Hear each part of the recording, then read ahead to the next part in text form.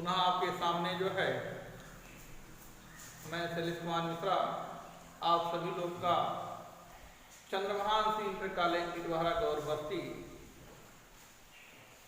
Online classes में स्वागत करता हूँ। ये क्लास 11 का जो है पार्ट सेकेंड फिजिक्स जो है लेसन नंबर 1 प्रत्यास्था जिसे कहते हैं, इसको इंग्लिश में इलास्टिसिटी कहते हैं।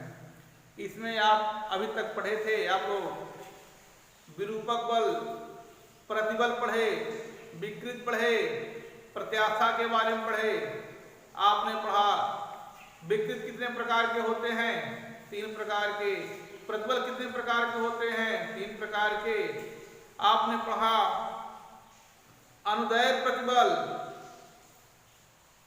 अनुदैर्ध्य प्रतिबल, अभिलंब प्रतिबल, अपरूपण प्रतिबल, 3 प्रकार के आपने प्रतिबल पढ़ा। कौन कौन से?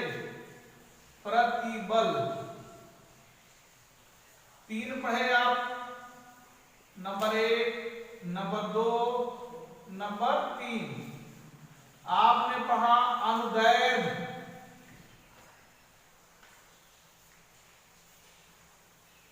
प्रतिबल, फिर उसके बाद आपने पढ़ा अभिलंब प्रतिबल। यहां दाब भी कहते हैं इसको। फिर आपने पढ़ा अपरूपण प्रतिबल,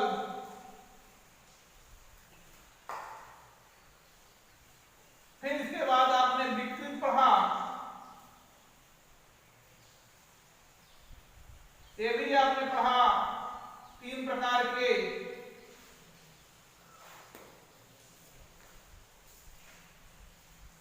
अनुदैर्ध्य विकृत,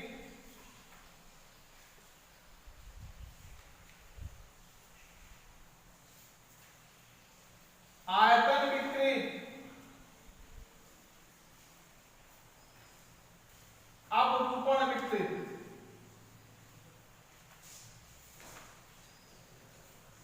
फिर आपने हुक का नियम पढ़ा। हुक ने बताया कि लघु प्रत्यास्था की सीमा या लघु विकृतियों के लिए प्रतिबल सदैव विकृत के अनुपाती होता है। प्रतिबल सदैव विकृत के अनुपाती होता है या समानुपाती होता है। जो आप लिखना चाहें उसको लिख लीजिएगा। ये हुक्स लॉ है, मोस्ट इंपॉर्टेंट ये है, पेपर में बहुत पूछा जाता है। हुक का नियम बताइए। तो लघु विकृतियों के लिए, लघु विकृतियों के लिए प्रतिबल सदैव विकृत के समानुपाती होता है। तो आप लिखेंगे प्रतिबल प्रोपोर्शनल विकृत प्रतिबल बराबर ई विकृत, ई बराबर प्रतिबल बटे विकृत। और यहां ई क्या है? यह एक प्रत्यास्था गुणांक है। ई क्या है? एक प्रकार का अनुपाती नियतांक है। क्या है? ई एक अनुपाती नियतांक है। इसे हम बोलते हैं प्रत्यास्था गुणांक, प्रत्यास्था गुणांक। अब प्रत्यास्था गुणांक भी 3 प्रकार के होते हैं। ये आपको कल हमने बताया था।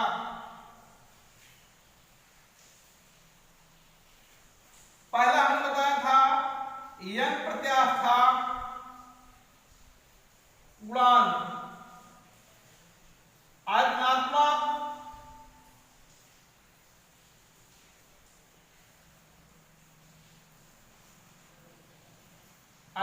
प्रत्यास्था गुणांक।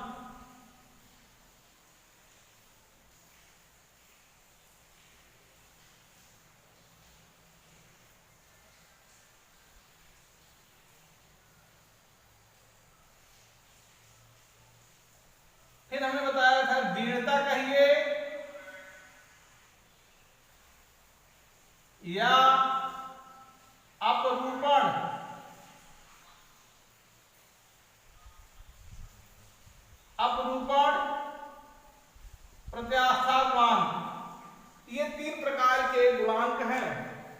तो सबसे पहले आपको पढ़ना है प्रत्यास्था गुणांक। क्या पढ़ना है?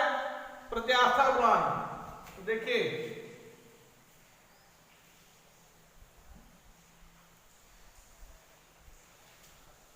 अब यहां पर गुणांक भी जो है 3 प्रकार के हो गए।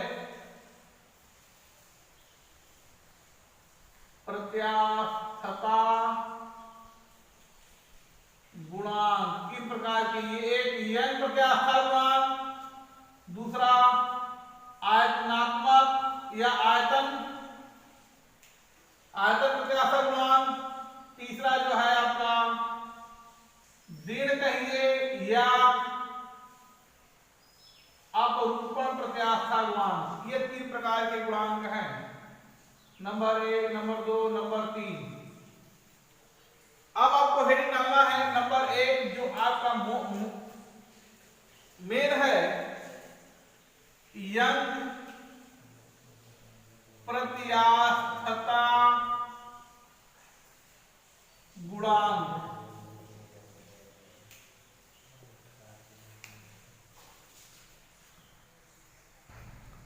तो अब देखिए यंग प्रत्यास्था गुणांक को समझने के लिए सबसे पहले हम एक तार लेते हैं। ये तार है, इसकी प्रारंभिक लंबाई जो है स्मॉल एल है, ठीक। इस पर जो है हम ये इस प्रकार से समझिएगा तार। तो इसके इस क्षेत्रफल पर हम बल लगा रहे हैं, यानी इसका जो है अनुप्रस्थ का क्षेत्रफल ए है, इस ये पॉइंट ये समझिएगा, इतना कुछ है, इसका क्षेत्रफल भी है तार का।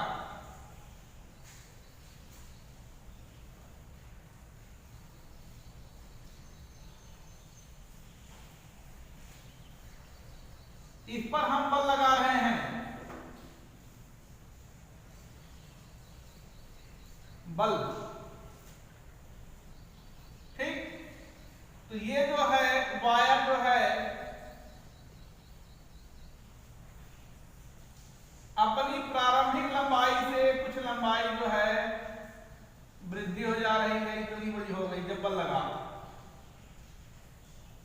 तो बल लगा एक आम क्षेत्रफल पर, ये प्रतिबल है, ये प्रतिबल हो गया, प्रतिबल F/A। अब विकृत हुआ कितना? इसकी प्रारंभिक लंबाई था आपका स्मॉल एल, अब विकृत ये हुआ, तो विकृत हुआ डेल्टा L/L। तो जब कोई पतला तार रहेगा, यानी केवल लंबाई रहे, न कि चौड़ाई और न उसकी ऊंचाई, इस प्रकार से जब किसी पतले तार की बात होगा तभी यंग प्रत्यास्था गुणांक होगा। तो यंग प्रत्यास्था गुणांक जब चलेगा नंबर 1, इसका नंबर 1 ये ले लेंगे, नंबर 1 ये लेंगे। यंग प्रत्यास्था गुणांक की परिभाषा क्या होगा? प्रत्यास्था की सीमा में अनुदैर्ध्य प्रतिबल और अनुदैर्ध्य विकृत के अनुपात को ही यंग प्रत्यास्था गुणांक कहते हैं। प्रत्यास्था की सीमा में अनुदैर्ध्य प्रतिबल और अनुदैर्ध्य विकृत के अनुपात को ही जो है हम यंग प्रत्यास्था गुणांक कहते हैं। क्लियर? यंग प्रत्यास्था गुणांक की परिभाषा समझ में आया? नोट करिए। तो आप परिभाषा यंग प्रत्यास्था गुणांक की क्या लिखेंगे? प्रत्यास्थता की सीमा। प्रत्यास्था की सीमा में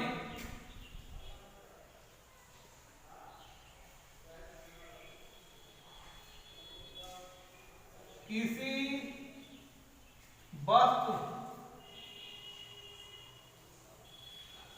में उत्पन्न, किसी वस्तु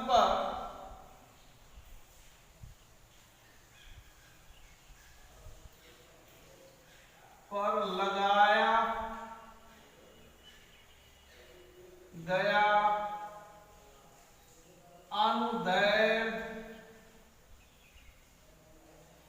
प्रतिबल तथा उसमें उत्पन्न अनुदैर्घ्य विकृत के अनुपात को यंग प्रत्यास्थता गुणांक कहते हैं। इसे y से प्रदर्शित करते हैं। तो अब देखिए यंग प्रत्यास्थता गुणांक बराबर अनुदैर्घ्य प्रतिबल बटे अनुदैर्घ्य विकृत। तो एक परिभाषा ये हो जाएगा डिफिनीशन। यंग प्रत्यास्थता गुणांक बराबर क्या होता है? अनुदैर्घ्य प्रतिबल बटे अनुदैर्घ्य विकृत। दूसरा अनुदैर्घ्य प्रतिबल को F पान A से, अनुदैर्घ्य विकृत को डेल्टा L अपान L से प्रेजेंट करते हैं। अब इसको लिख सकते हैं y बराबर F, ये ऊपर चला जाएगा, F into L A into del L। ये परिभाषा ये हो गया। y बराबर हुआ क्या? F L upon A into del L। अब देखिए थोड़ा सा और समझिए, ये F जो है ये भार है, भार यानी W, W बराबर होता है mg। यही F बराबर W बराबर होता है mg। और ये एरिया A बराबर होता है पाई r स्क्वायर, ये आपका। तो अब y बराबर हम लिख सकते हैं F के जगह पर mg L, A की जगह लिख सकते हैं pi r square into del L। एक फार्मूला ये है, एक फार्मूला ये है, एक फार्मूला ये है। तो यहां पर आपको मिला कितना? 3 फार्मूला। ठीक, तो नंबर 1 यह हो गया, नंबर 2 आपका ये हो गया, और नंबर 3 आपका ये हो गया। यंग प्रत्यास्थता गुणांक का 3 जो है सूत्र। तो यंग प्रत्यास्थता गुणांक का ये हो गया। ठीक, अब देखिए थोड़ा सा और समझिए आप लोग।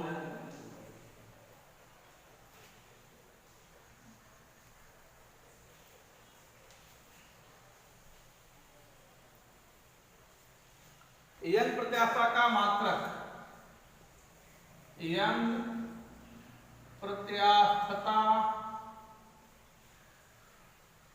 का मात्रक। तो देखिए आपने पढ़ा y बराबर प्रतिबल बटे विकृत। ठीक, तो प्रतिबल एक प्रकार का क्या है? बल है। और ये विकृत क्या है? विकृत की कोई विमा होती नहीं है। तो प्रतिबल होता है F अपान A, न्यूटन प्रति मीटर स्क्वायर। ठीक, तो इसका जो मात्रक हो गया आपका, मात्रक जो हो गया प्रतिबल का यही है। इसका विकृत का कोई मात्रक नहीं होता, तो सीधे इसका मात्रक हो गया न्यूटन प्रति मीटर स्क्वायर, यंग प्रत्यास्थता गुणांक का। क्लियर? यंग प्रत्यास्थता गुणांक का मात्रक हो गया। बीमा हो गया, तो ये बल है, और ये